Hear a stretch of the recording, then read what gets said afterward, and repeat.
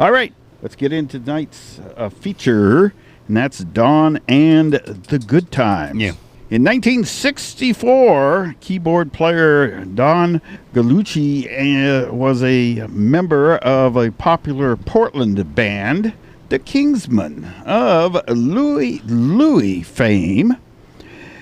Being only 15 years of age at the time when Louie was released, Don was too young to travel on tour with the band to promote the record. As a result, he resigned from the group and formed his own band and named it Don and the Goodtimes. The original lineup included Don Gallucci on keyboards, Bobby Holden on drums, Dave Child on bass guitar, Don McKinley on saxophone and vocals, a former early member of Paul Revere and Raiders, Pierre Oulette. Oulette, maybe? I don't know. Ouelletete. Yeah, you were commenting. Oulette? You were commenting about three vowels on that. On lead guitar, and ex-Kingsman Jack Ely on vocals, but only briefly. Well, but briefly enough. So, a connection with Louie, right? The Kingsman. Right. Connection with Paul Revere and the Raiders. Kid who was 15, right? Mm-hmm. When Louie came out in 1964, right? I was 12. Mm-hmm. I don't know, Don, you were still in your mother's womb, but... Mm-hmm. Oh, anyway. No, but really, and Northwest bands extraordinaire, the Kingsmen and Paul Revere and the Raiders, formed the nucleus of this group. Right. Guy was 15 years old, couldn't go on tour, and he formed his own band. Why not? 15 years old. Forming his own band. I was in 8th grade, for Christ's sake. You know, and you wonder, or I do anyway, when we do some of these old groups from Chuck, how they have the guts to do that. How some people step up and some people don't. And he did. Don Gallucci, kids. The band's roots were in rhythm and blues. Give me a break. Louie, some of the Paul Revere and the Raiders stuff, they took notice. The kids really enjoyed watching show bands on TV and on stage, like Paul Revere and the Raiders. And it was an era, and you remember it, Don, you were that young, where a lot of groups had a uniform of one kind or another, or they all kind of looked alike on stage. A great they didn't example, all wear, for sure. You know, piece of junk jeans and torn T-shirts like they do now. A lot of them looked alike, and so Don and the Goodtimes dressed in matching sports suits and, get this, top hats. Yeah, you know. Sure, why not? All of their shows had fast-paced visual entertainment, and they played some really great popular music of the day. Why not? Alumni of the Kingsmen and Paul Revere and the Raiders. This was a great, talented group. They played all over the Northwest. In National Guard armories or dance halls, became one of the most popular groups among the top booking agencies, and the band had a single record. It appeared on Wand Records in 1964. The instrumental Churn On was on the A-side. The label credits Jerry Denon of Jordan Records as the producer. And in 1965, Jim Valley of the Viceroys replaced Pierre Oulette on guitar and occasionally shared lead vocals with Don McKinley. In 1965, the band was signed to Dunhill Records. Dunhill Records. The Mamas and the Papas. Dunhill Records, famous. These guys were on Dunhill Records, Don. Jim Valley composition, Little Sally Tease, was released on the label nationally. In 1966, the group appeared on the Lloyd Thaxton Show and Hollywood A Go-Go. I remember that. And weekly appearances on Dick Clark's Where the Action Is TV show. Let me take you where the action... So this this group had a connection with Paul Revere and the Raiders, the Kingsmen, Dick Clark, Dunhill Records, the Mamas and Papas. I mean, by 1967, Jim Bally did lead the group for an offer to join Paul Revere and the Raiders. And so he became Jim Harpo Valley. 1967, Harper Valley PTA, right. Jim Harpo Valley. Get it? I get it. You get it? All right. So here's how that came about. Jim Valley was asked by, whatever, Paul Revere, so to speak, what nickname he wanted. He was given the choice, Harpo or Dobie. He chose, I'll take Dobie. Paul Revere says, sure, Harpo it is. So that... What a choice. So that same year, the group made an appearance on American Bandstand with Dick Clark. Not just where the action is now. They're nationwide on American Bandstand. They performed 2 songs, spoke with Dick Clark about their upcoming 6-week tour to Vietnam, Thailand, the Philippines, to perform for the troops at various hospitals for the wounded.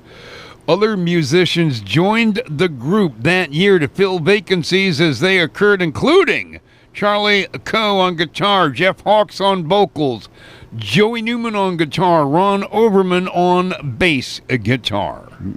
When it comes to time to begin rehearsing for their next album in Los Angeles, some of the best session musicians were brought in to record on the album, including Ry Cooder. Cooder, he's great. Glenn Campbell. He was a session musician. He was for many groups. Drummer Hal Blaine.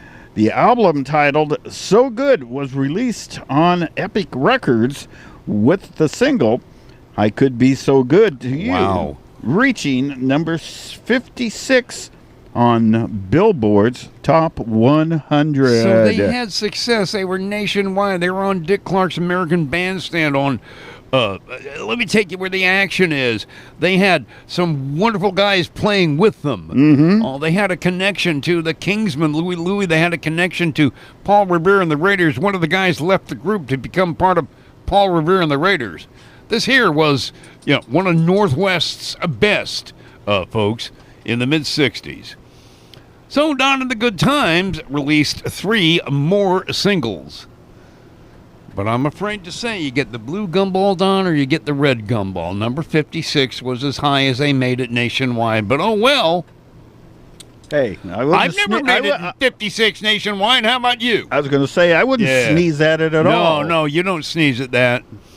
Anyway, the 3 singles, didn't quite make 56. The band did break up in 1968. But wow. You're going to hear some great stuff. These are no slouches. Wonderful musicians. The exuberance of rock and roll in the mid-'60s is just beyond me. So we're going to hear Turn On, the instrumental. That first single we talked about in 1964. We're going to hear Little Sally Tease from 1965. And we're going to be hearing their last song that made number 56 from 1967, I Could Be So Good to You. 92.7, 92.1, Dawn and the Good Times.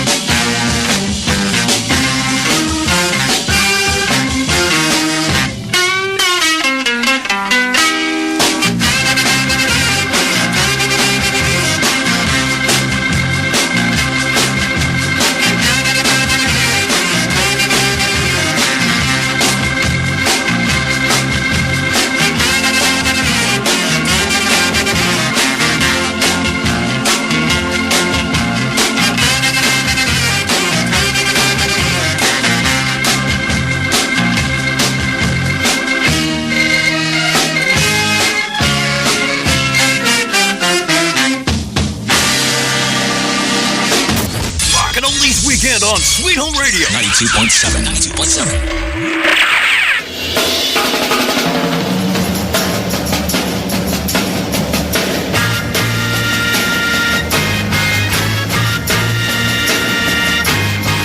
Well, there's a girl they call Little Sally T. Yes, baby. Well, she says she wanna kiss you, but she says just a minute, please. All of a sudden she holds your hand and let you smile. I wanna hug and kiss you, but baby, let's wait a while, while, whoa, whoa, whoa, whoa. Little Sally, Sally T.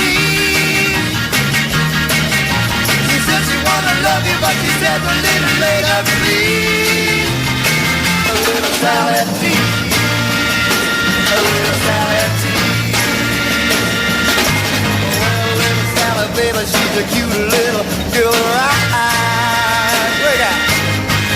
When she starts to love you, that's when she puts you down. Well, then she kisses so hard that it starts to hurt your lips. Your neck, you know you're really flip, flip, wow! Little fella, Sally T. She says she wanna love you, but she says a little later, please. A little Sally T. A little Sally T.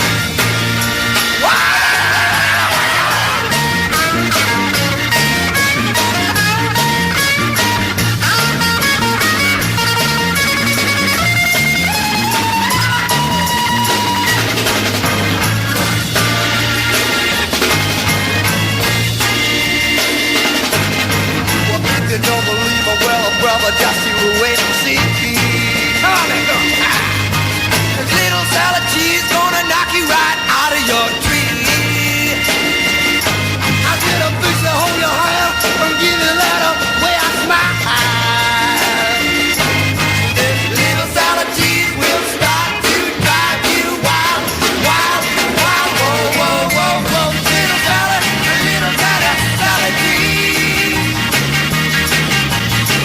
Wanna love you, but he says a little later, please. Little Sally T. Little Sally T.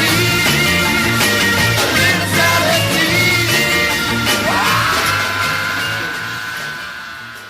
Your favorite music in stereo. Continuous music, Sweet Home 92.7.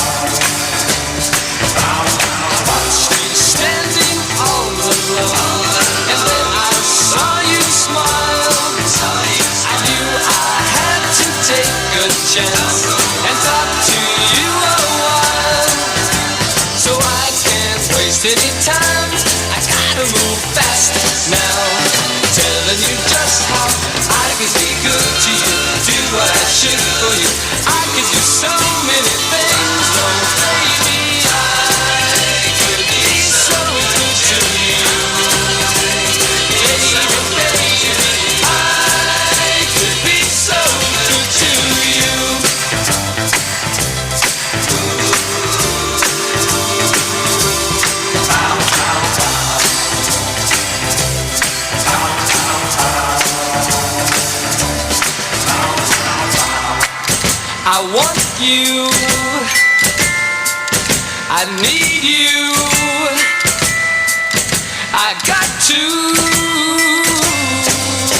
please you. I could be so good to you, baby, baby. I could be so good to you.